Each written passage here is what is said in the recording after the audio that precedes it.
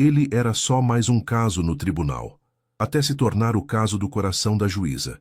Ela jurou seguir a lei, mas o amor dele mudou todas as regras. O ar no gabinete da doutora Helena Ribeiro cheirava a papel antigo, café forte e a chuva fina que castigava as janelas do Fórum João Mendes Júnior. Do 15º andar, São Paulo era um monstro de concreto cinza, envolto por uma névoa persistente que espelhava o estado de espírito da juíza. Helena ajeitou os óculos de armação fina e passou os olhos pela pilha de processos à sua frente. Cada pasta de papelão continha um fragmento de vida: divórcios litigiosos, disputas de herança, futuros de crianças em jogo. Para ela, eram narrativas a serem decifradas, equações a serem resolvidas com o Código Civil. Ela era conhecida por sua mente afiada e sua postura impassível. A toga preta, pendurada no cabide atrás de sua cadeira de couro, não era apenas um traje de trabalho. Era uma armadura. Vestia-a para se separar de Helena, a mulher, e se tornar a juíza Ribeiro, uma entidade de pura lógica. Aos 42 anos, sua carreira era sua vida, uma escolha consciente que deixara pouco espaço para qualquer outra coisa. Doutora, o próximo caso está pronto. Alves versus Andrade, pedido de tutela, anunciou seu assessor Cláudio pela porta entreaberta. Helena assentiu, sem levantar o olhar do processo. Obrigada, Cláudio, pode chamá-los. Ela leu as informações pela última vez. Lucas Alves, 26 anos, mecânico, solicitando a guarda da irmã, Ana Alves, 10 anos. Órfãos de pai e mãe após um acidente de carro. Do outro lado, os tios maternos Ricardo e Sônia Andrade, um casal de posses, argumentando que o jovem não tinha estrutura financeira ou emocional para criar uma criança. No papel, o caso parecia pender para os tios. A estabilidade financeira sempre pesava. Minutos depois, sentada em sua cadeira elevada no tribunal, Helena observou os envolvidos. Os Andrade, bem vestidos e representados por um advogado de renome, exalavam confiança. Então, seus olhos pousaram em Lucas Alves. Ele não usava terno. Vestia uma calça jeans escura e uma camisa social simples, um pouco amassada nos cotovelos. Tinha as mãos de quem trabalha com graxa, grandes e calejadas, mas que agora estavam entrelaçadas sobre o colo, nervosas. O rosto era jovem, marcado por um cansaço que parecia antigo demais para sua idade, mas seus olhos eram diretos, firmes e carregavam uma determinação feroz. O advogado dos tios falou primeiro, com uma eloquência ensaiada, pintando um quadro de instabilidade e imaturidade. Meritíssima, meu cliente é um jovem esforçado, não negamos, mas a responsabilidade de educar uma menina, uma criança traumatizada, exige mais do que boas intenções. Exige estrutura, presença, recursos. Quando chegou a vez de Lucas, ele dispensou seu defensor público e pediu para falar. Sua voz era calma, mas preenchia o silêncio do tribunal. Doutora, eu sei que não tenho muito. Minha casa é pequena. Meu trabalho suja minhas mãos. Mas eu era o porto seguro da Ana antes de tudo isso. E continuo sendo. Eu que ajudo ela com a lição de casa. Eu que sei qual o desenho que ela gosta de assistir quando está triste. Dinheiro compra muita coisa, mas não compra o irmão dela de volta. Ele não era dramático. Era factual sua sinceridade cortando o ar pesado da sala. Helena ouviu, impassível como sempre. Anotou os pontos relevantes, fez as perguntas técnicas necessárias. Mas pela primeira vez em muito tempo, algo diferente aconteceu. Por baixo da toga, ela não sentiu apenas o peso da lei, mas o peso daquela vida.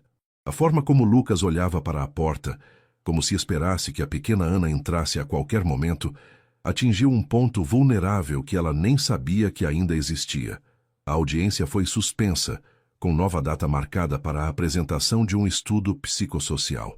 Enquanto as partes se retiravam, o olhar de Lucas cruzou o dela por um breve segundo. Não havia súplica, apenas uma silenciosa afirmação de sua verdade. De volta ao seu gabinete, Helena pegou o processo Alves versus Andrade. Aquele monte de papel agora tinha um rosto, uma voz. E ela, pela primeira vez em anos, sentiu um incômodo receio de que sua lógica impecável talvez não fosse suficiente. E a garoa fina da manhã se transformou numa tempestade implacável no final da tarde. A água caía em lençóis, transformando as ruas do centro de São Paulo em rios rasos e barulhentos. Helena saiu do fórum sentindo o corpo moído. O dia tinha sido uma sucessão de conflitos e decisões áridas. Tudo o que ela queria era chegar ao seu apartamento silencioso, tomar uma taça de vinho e se desconectar do mundo. Mas a cidade tinha outros planos. Mal deu 10 passos na calçada e o céu desabou de vez. Sem táxi à vista e com o guarda-chuva se mostrando inútil contra o vento, ela correu para o abrigo mais próximo, uma padaria de esquina, lotada e barulhenta. O cheiro de café fresco e pão quente se misturava ao odor de chuva e ao som de dezenas de conversas sobrepostas. Era o caos urbano em sua forma mais pura. Helena conseguiu um pequeno espaço no balcão de metal, espremida entre um office boy encharcado e uma senhora com sacolas de compras. Pediu um café pingado apenas para ter uma desculpa para ficar ali. Enquanto esperava, seu olhar varreu o lugar, observando as pequenas interações humanas que raramente via de sua posição elevada no tribunal. Foi quando o viu. Do outro lado do balcão, tentando chamar a atenção do chapeiro, estava Lucas Alves. Ele usava a mesma roupa da audiência, agora com respingos de chuva nos ombros. Em uma das mãos, segurava um saco de pão de forma e na outra, um desenho infantil, feito com giz de cera, que ele protegia da umidade com o corpo. Seus olhos se encontraram por cima do vapor que subia da máquina de café expresso. O reconhecimento foi instantâneo e, para Helena, profundamente desconfortável. Ele era uma parte em um processo ativo. Qualquer interação fora do tribunal era, no mínimo, inadequada. Ela desviou o olhar, torcendo para que ele não a tivesse notado ou que, se notou, a ignorasse. Mas era tarde demais. Ele se aproximou, hesitante. Doutora Ribeiro? Boa tarde. Sua voz era mais baixa, sem a acústica do tribunal, quase engolida pelo barulho da padaria. Helena se virou, a expressão profissional se formando automaticamente em seu rosto. Senhor Alves, boa tarde. A formalidade soou estranha ali, em meio ao cheiro de pão na chapa. Desculpe incomodar, eu só... Não esperava encontrá-la aqui, disse ele um pouco sem jeito. Ele gesticulou para a chuva lá fora. São Paulo não dá trégua, né? Não mesmo, respondeu ela, a voz mais rígida do que pretendia. Ela queria encerrar a conversa, manter a distância profissional. Mas Lucas não pareceu notar. Ou talvez tenha escolhido ignorar. Ele olhou para o desenho que segurava. É da minha irmã, Ana. Ela fez na escola hoje.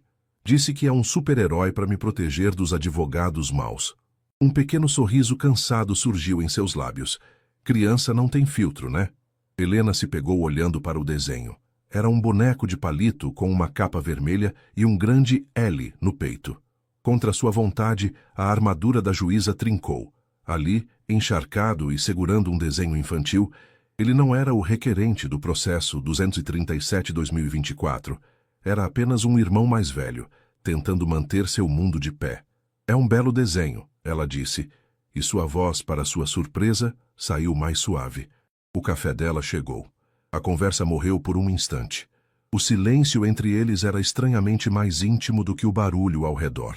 Eu só queria dizer, obrigado por me ouvir hoje. De verdade, ele falou, olhando-a nos olhos. Senti que a senhora estava realmente ouvindo. O coração de Helena deu um solavanco. Era um elogio ao seu profissionalismo, mas soou perigosamente pessoal. É o meu trabalho, Sr. Alves. A chuva começou a diminuir. A multidão na padaria começou a se dispersar. Bom, eu preciso ir. A Ana está me esperando, disse ele. Tenha uma boa noite, doutora. O senhor também, respondeu ela, observando-o sair e abrir um guarda-chuva colorido, obviamente infantil. Ela ficou ali, segurando a xícara de café quente, o barulho da padaria subitamente distante. O encontro não durou mais que 3 minutos, mas foi o suficiente para derrubar o muro que ela passara anos construindo. Pela primeira vez, um caso do tribunal a havia seguido para a rua. E ela sabia com uma clareza assustadora que ele também a seguiria para casa. O apartamento de Helena, no bairro de Higienópolis, era um reflexo de sua mente, organizado, minimalista e com uma vista panorâmica da cidade que a mantinha sempre a uma distância segura do caos lá embaixo. Naquela noite, porém, a ordem do ambiente parecia uma farsa. O processo Alves versus Andrade estava aberto sobre sua mesa de jantar de vidro, mas as palavras técnicas pareciam borradas. A imagem que dominava seus pensamentos não era a dos autos, mas a de Lucas Alves protegendo um desenho de giz de cera da chuva. Ela se serviu de mais uma taça de vinho tinto, um merlot encorpado que não conseguia acalmar a inquietação em seu peito. Por que aquele caso a afetava tanto? Já havia julgado centenas de disputas de guarda, muitas delas mais dramáticas. A resposta era desconfortavelmente simples. Nenhum dos outros requerentes havia cruzado seu caminho em uma padaria com um sorriso cansado e uma vulnerabilidade que desarmava. Movida por um impulso que sua lógica profissional condenaria, Helena abriu seu notebook. Digitou Lucas Alves Mecânico São Paulo na barra de busca. Os resultados foram escassos. Havia o perfil de uma oficina na Zona Leste, com seu nome listado entre os funcionários e algumas fotos de carros. Mas então ela encontrou um perfil fechado em uma rede social, com uma foto pequena e granulada. Nela, Lucas sorria, abraçado a uma menina de tranças que era a cópia fiel dos olhos do irmão, Ana.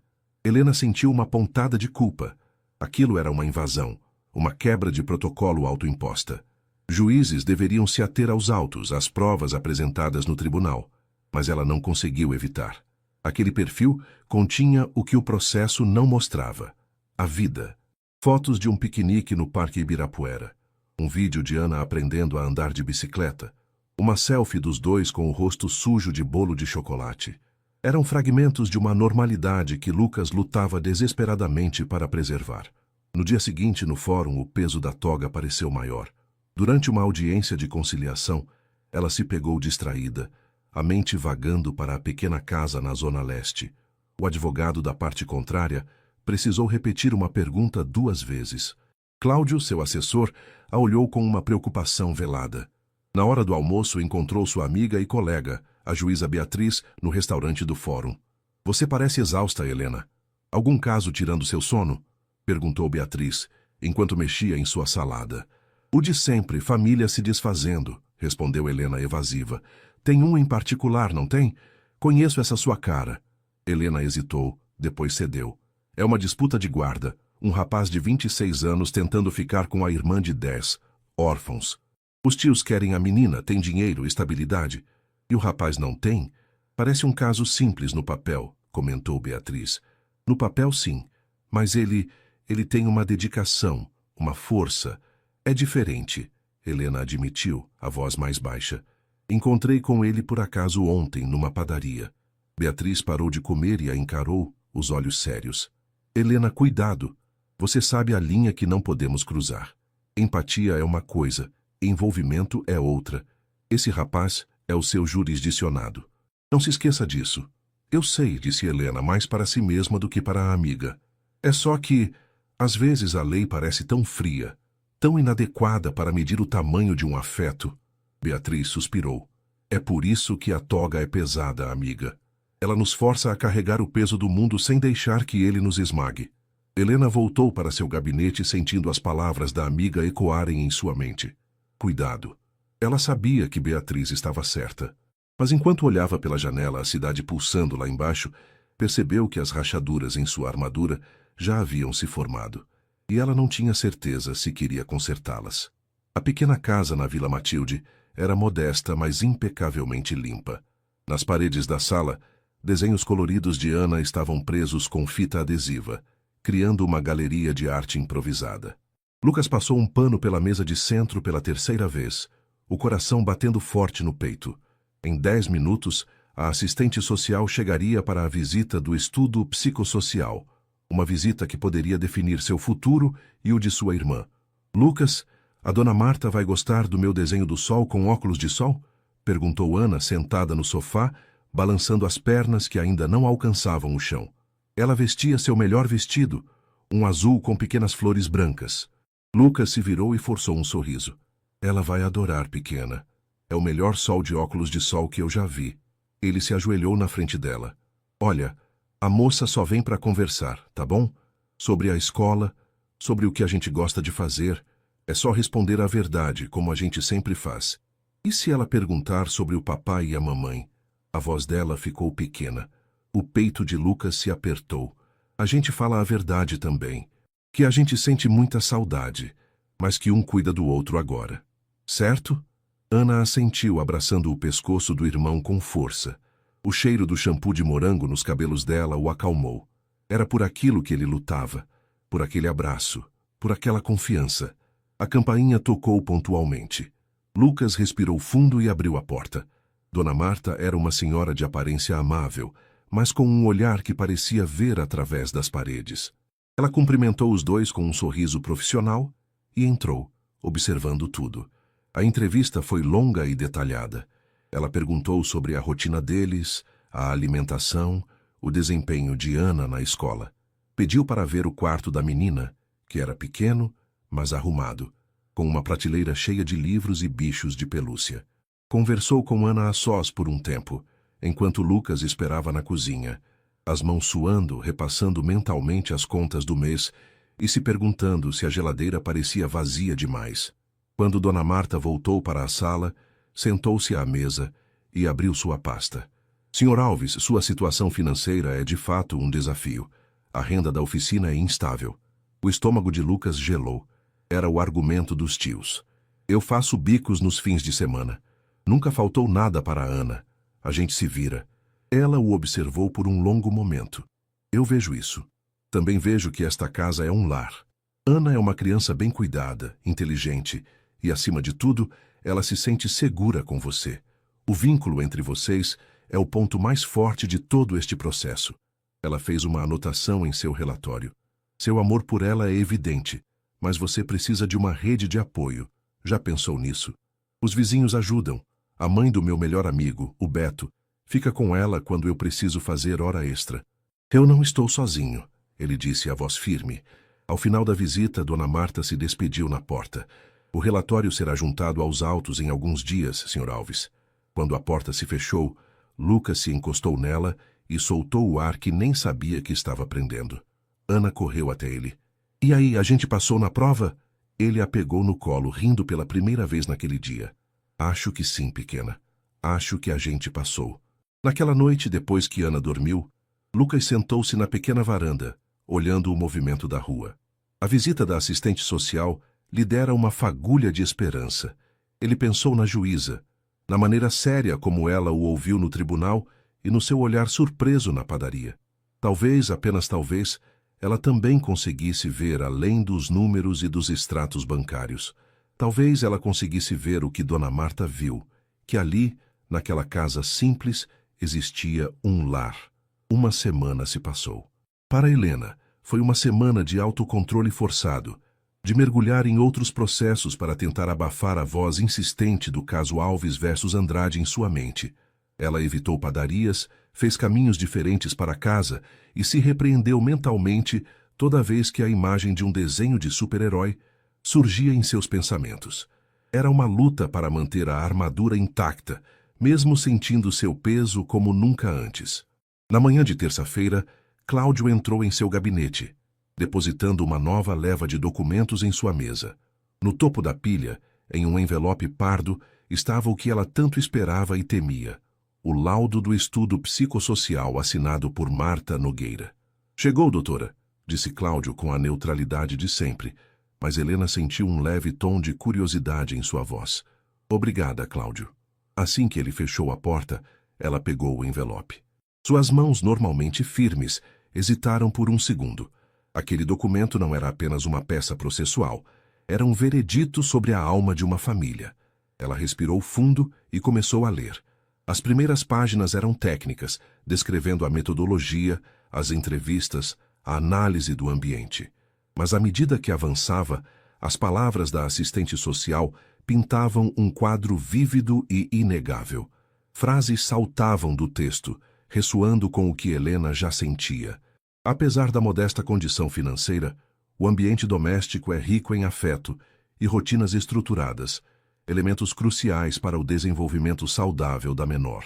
Observa-se um forte e positivo vínculo fraternal, sendo o Sr. Alves a principal figura de referência e porto seguro para a criança desde o falecimento dos genitores. A separação abrupta deste vínculo apresenta alto risco de trauma psicológico adicional para a menor. Helena parou, relendo a última frase. Alto risco de trauma. A lei falava de melhor interesse da criança, e ali estava ele, traduzido em termos técnicos, mas com um peso emocional esmagador. O relatório continuava, detalhando a rede de apoio informal que Lucas havia construído, o bom desempenho de Ana na escola e a maturidade surpreendente com que Lucas lidava com suas responsabilidades. A conclusão era clara e direta. Recomenda-se, salvo o melhor juízo deste egrégio tribunal, a concessão da tutela da menor Ana Alves ao seu irmão, Lucas Alves, com acompanhamento periódico do Conselho Tutelar, para garantir o suporte necessário à nova estrutura familiar. Um alívio profundo e perigoso inundou Helena. Não era apenas uma opinião, era uma recomendação técnica, fundamentada. Havia uma base legal sólida para a decisão que seu coração começava a desejar. Ela se recostou na cadeira, o laudo em mãos. Pela primeira vez sentiu que a justiça e a humanidade poderiam andar juntas naquele caso. A sensação durou pouco. No final da tarde, o advogado dos tios Andrade protocolou uma nova petição contestando veementemente o laudo. Ele o chamou de superficial e tendencioso, acusando a assistente social de ter sido seduzida por uma narrativa sentimental. E então veio o golpe. Ele anexou um documento que fez o estômago de Helena revirar. Era uma notificação de despejo, datada de 2 meses atrás para o endereço de Lucas. A petição argumentava: como pode um jovem que sequer consegue manter um teto sobre a própria cabeça ser guardião de uma criança? Helena ficou olhando para a notificação. A esperança de uma decisão simples e clara se desfez. Aquele documento era uma arma poderosa. O caso acabara de se tornar uma guerra jurídica e Lucas estava em clara desvantagem. Ela sentiu uma onda de frustração, quase raiva. Era o sistema em sua forma mais cruel, onde um pedaço de papel timbrado podia pesar mais que um lar cheio de amor. A toga em seu cabide parecia mais pesada e mais sufocante do que nunca. A petição dos Andrade a assombrou pelo resto do dia. Helena trabalhou até tarde, a mente girando em torno de tecnicalidades legais, jurisprudências, buscando uma saída. A imagem de Lucas sendo despejado com a irmã pequena era intolerável. Cansada e com uma dor de cabeça latejante, ela finalmente desistiu por volta das 10 da noite. O silêncio do fórum vazio era opressor. Decidiu parar em uma farmácia 24 horas no caminho para casa para comprar um analgésico. A noite estava fria e úmida e o brilho neon da Cruz Verde parecia o único ponto de vida em uma rua adormecida. Ela entrou, o som do sino da porta quebrando o silêncio. Havia apenas mais um cliente no balcão, de costas para ela. Ele se virou ao ouvir o sino e o coração de Helena parou por uma fração de segundo. Era Lucas. Seu rosto estava pálido sob a luz fluorescente, os olhos fundos de preocupação. Ao lado dele, encolhida em um moletom grande demais, estava Ana. A menina tremia um pouco, o rosto corado de febre. O constrangimento do encontro foi imediatamente suplantado pela cena à sua frente. Lucas parecia desesperado, falando em voz baixa com o farmacêutico. A febre não baixa com o antitérmico que eu tenho em casa. Ela está com 39 graus. Pode ser só uma virose, mas com essa temperatura, o ideal é levar a um pronto-socorro, meu amigo, aconselhou o farmacêutico. Eu não posso. O carro da oficina quebrou hoje. Estou a pé. O hospital mais perto fica a 20 minutos de caminhada, disse Lucas, o desamparo evidente em sua voz. Ele olhou para Ana, que tossiu. Um som pequeno e frágil. Naquele momento, as fronteiras entre a juíza Ribeiro e Helena se dissolveram completamente. Ela se aproximou, a bolsa ainda no ombro. Senhor Alves! Lucas se virou surpreso. Vê-la ali, àquela hora, em roupas casuais e com uma expressão de genuína preocupação, era desconcertante. Doutora, desculpe a intromissão, disse ela, a voz calma e firme, a mesma que usava para acalmar os ânimos no tribunal, mas agora com um timbre diferente. Eu estou de carro.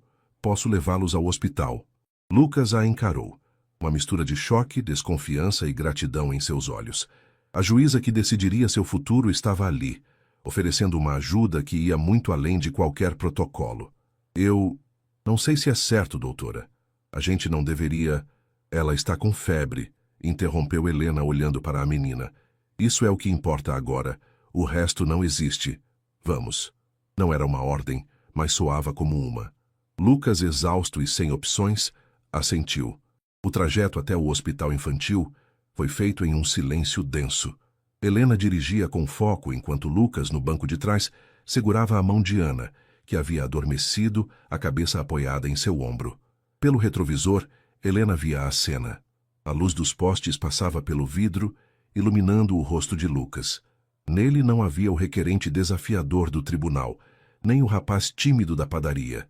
Havia apenas o guardião, o protetor, a personificação de tudo o que o laudo da assistente social descrevera. Quando chegaram à entrada da emergência, Helena parou o carro. Lucas pegou a irmã adormecida no colo com um cuidado infinito. Antes de sair, ele se virou para ela. Doutora, eu não sei como agradecer. De verdade. Não precisa, respondeu ela, a voz um pouco rouca. Só cuide dela. E me dê notícias, se puder. O último pedido escapou antes que ela pudesse contê-lo. Era pessoal demais. Ele assentiu e saiu, desaparecendo pelas portas automáticas do hospital. Helena ficou parada, o motor do carro ligado, as mãos tremendo levemente sobre o volante. Ela havia acabado de cruzar uma linha invisível, uma fronteira ética que jurara nunca ultrapassar. E a parte mais assustadora era que, naquele momento, ela não sentia nenhum arrependimento. Na manhã seguinte, Helena sentia como se não tivesse dormido. Cada gole de café parecia amargo, incapaz de dissipar a névoa de ansiedade que se instalara em sua mente. A imagem de Ana, pequena e febril no banco de trás de seu carro, estava gravada em sua memória. O ato de ajudá-los parecera tão instintivamente correto na noite anterior, mas, sob a luz fria da manhã, ele se transformava em uma imprudência colossal. Ela repassava a conversa com Beatriz em sua cabeça. Cuidado, Helena. Esse rapaz é o seu jurisdicionado. Ela não apenas se aproximou da linha, ela a atravessou em alta velocidade com os faróis ligados. Qualquer advogado minimamente competente poderia usar aquilo para pedir sua suspeição, anular o processo, acusá-la de parcialidade. Sua carreira, construída com tanto rigor e sacrifício, estava vulnerável por causa de um impulso. Por volta das 10 horas, enquanto tentava se concentrar em um complexo processo de falência, seu celular pessoal, deixado sobre a mesa, vibrou. Era uma mensagem de um número desconhecido. Seu coração acelerou. Doutora Ribeiro, aqui é o Lucas Alves. Desculpe o incômodo, só queria avisar que a Ana está bem. Era uma infecção de garganta, já está medicada e descansando. E queria agradecer de novo. A senhora salvou nossa noite. Helena leu a mensagem 3 vezes. A formalidade misturada à gratidão genuína era mais desarmante do que qualquer argumento jurídico. Ela deveria ignorar, apagar o número, fingir que nunca aconteceu. Mas seus dedos se moveram por conta própria. Fico aliviada em saber, Sr. Alves. Cuide bem dela. E por favor, não temos que falar mais sobre isso. Ela enviou a mensagem e imediatamente se arrependeu da última frase. Soava ríspida, fria, uma tentativa desajeitada de reconstruir o muro que ela mesma havia demolido. A resposta dele veio 1 minuto depois. Entendido, tenha um bom dia. E foi isso. Mas o estrago estava feito. A conexão, antes implícita, agora era explícita, registrada em pixels na tela de seu celular. Inquieta, ela voltou sua atenção para a petição dos Andrade. A notificação de despejo. Aquilo não saía de sua cabeça. Impulsionada por uma necessidade de entender que beirava a obsessão, ela fez algo que raramente fazia. Usou o sistema de acesso público do Tribunal de Justiça para pesquisar processos relacionados ao endereço de Lucas. Não era ilegal, mas a motivação era inteiramente pessoal. Ela encontrou um processo de consignação em pagamento movido por Lucas Alves contra o proprietário do imóvel. Lendo os autos, a história se revelou. Havia um vazamento grave no telhado do quarto de Ana. O proprietário se recusou a consertar. Lucas, orientado pela defensoria, depositou o valor do aluguel em juízo até que o reparo fosse feito. O proprietário, como retaliação, enviou a notificação de despejo. O caso fora resolvido com um acordo semanas depois, com o proprietário realizando o conserto. Mas a notificação, a prova usada pelos tios, permanecia como uma cicatriz no histórico dele. Helena se recostou, sentindo uma mistura de alívio e fúria. A verdade estava ali, a poucos cliques de distância, mas o advogado dos Andrade havia apresentado apenas o fragmento que servia à sua narrativa, distorcendo a realidade. Lucas não era um inquilino inadimplente. Ele era um irmão protegendo o quarto de sua irmã. Ela fechou o notebook, a decisão se solidificando dentro dela. A lei não era apenas um conjunto de regras frias. Era uma ferramenta para encontrar a verdade. E ela percebeu que, naquela noite fria na farmácia, não havia apenas cruzado uma linha ética. Ela havia encontrado o caminho para a verdade do caso. A nova audiência foi marcada com urgência, a pedido dos Andrade. O ar na sala do tribunal estava ainda mais carregado do que da primeira vez. Lucas, ao lado de seu defensor público, parecia tenso, mas seus ombros estavam retos, a determinação em seus olhos inabalada. Helena entrou e sentou-se em sua cadeira elevada, o rosto uma máscara de neutralidade que exigia toda a sua força para manter. Seus olhos evitaram encontrar os de Lucas. O advogado dos tios, um homem de terno caro e sorriso predatório, foi o primeiro a falar.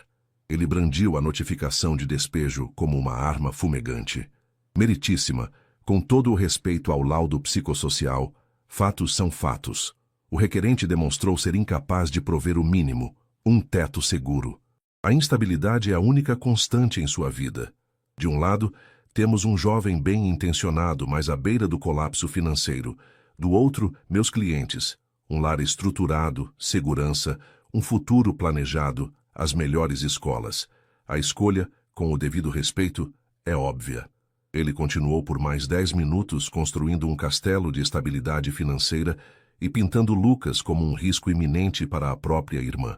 Quando chegou a vez da defesa, o defensor público começou sua argumentação, mas Helena o interrompeu com um gesto suave. Ela se virou para Lucas. Sr. Alves, o senhor gostaria de se manifestar sobre o documento juntado pela parte contrária? Lucas se levantou. Todas as cabeças se viraram para ele. Ele respirou fundo, a voz clara e sem hesitação. Doutora, essa notificação foi por causa de uma briga com o dono da casa. Tinha uma goteira enorme no quarto da minha irmã, bem em cima da cama dela. Ele não queria arrumar. Eu parei de pagar o aluguel na mão dele e depositei na justiça, para forçar ele a consertar. E ele consertou. O problema foi resolvido. Eu não estava sendo despejado por falta de dinheiro. Eu estava lutando para minha irmã não dormir na chuva dentro de casa. Um silêncio pesado caiu sobre a sala. A explicação era tão simples, tão brutalmente honesta, que desarmou toda a retórica do advogado adversário. Helena assentiu lentamente. O tribunal tem conhecimento do processo de consignação em pagamento, que confirma a sua versão, Sr. Alves.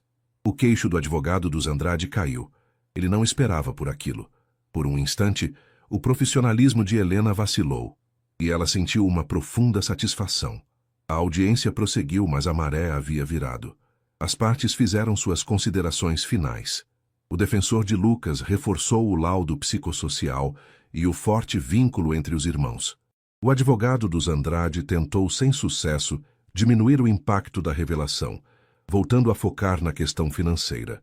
Ao final, Helena olhou para todos na sala. Obrigada. As partes serão intimadas da decisão. Os autos estão conclusos para a sentença. Tenham todos um bom dia. Naquela noite, em seu gabinete, a cidade de São Paulo brilhava lá fora como um mar de diamantes dispersos. Sobre sua mesa, o processo Alves versus Andrade estava aberto na última página. A decisão era dela. A caneta em sua mão parecia pesar 1 tonelada. Ela pensou em tudo. Na lei, no laudo, na notificação de despejo, na mentira por omissão. Pensou no desenho de um super-herói, no cheiro de pão quente na padaria, em uma menina febril dormindo no banco de trás de seu carro. Ela sabia que sua decisão seria analisada, talvez contestada. Sabia que se envolvera de uma forma que nunca deveria, mas também sabia, com uma clareza que nunca sentira antes, o que era a coisa certa a fazer. Não apenas a coisa legal, mas a coisa justa. Ela destampou a caneta e o som do clique ecoou no silêncio do grande escritório. Os dias que se seguiram à audiência foram os mais longos da vida de Lucas. A cada notificação de e-mail, seu coração saltava, esperando a comunicação do Diário da Justiça eletrônico. Ele tentava manter a rotina por Ana, levá-la à escola, ajudar com o dever de casa, preparar o jantar, mas por dentro era um nó de ansiedade pura. A esperança que sentira na audiência lutava contra o medo paralisante de perder a única pessoa que lhe restava. Na sexta-feira à tarde, o e-mail chegou. O assunto era a notificação padrão: movimentação processual. Com as mãos trêmulas, ele abriu o anexo. Era um documento PDF frio e impessoal, com o brasão da República no topo. Ele rolou a página, passando pelos nomes dos advogados, pelo número do processo, até encontrar o texto assinado digitalmente por Helena Ribeiro. Ele começou a ler, as palavras jurídicas dançando à sua frente. Mas então a linguagem começou a mudar. Helena não se limitou a citar artigos de lei. Ela construiu uma narrativa. Considerando o laudo psicossocial apresentado, que atesta de forma inequívoca o profundo e salutar vínculo afetivo entre o requerente e sua irmã menor.